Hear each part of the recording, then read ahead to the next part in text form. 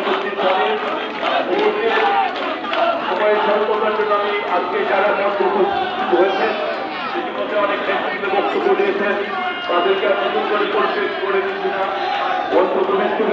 BNP সহ অঙ্গ সংগঠনের নেতৃত্ব যারা সামনে উপস্থিত হয়েছেন, বিভিন্ন পর্যায়ের নেতৃত্ব এবং যারা শুনছেন, সবাইকে বাংলাদেশ জাতীয়তাবাদী দলের পক্ষ থেকে, ব্যক্তিগত পক্ষ থেকে, দেশ ভারতে গিয়া তারেক রহমান, জননেতা জনাব মীর জাফর এবং আফরুজ জাফরের পক্ষ থেকে জানাচ্ছি সংগ্রামী সালাম এবং শুভেচ্ছা।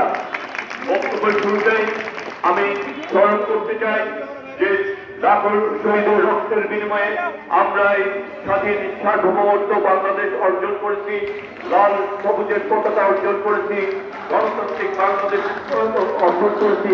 সেই সকল শহীদদের প্রতি আমি গভীর শ্রদ্ধা নিবেদন করছি। আমি আজকের এই দিনে এই মঞ্চে দাঁড়িয়ে আজকে স্মরণ করতে চাই স্বাধীনতার মহান ঘোষণ,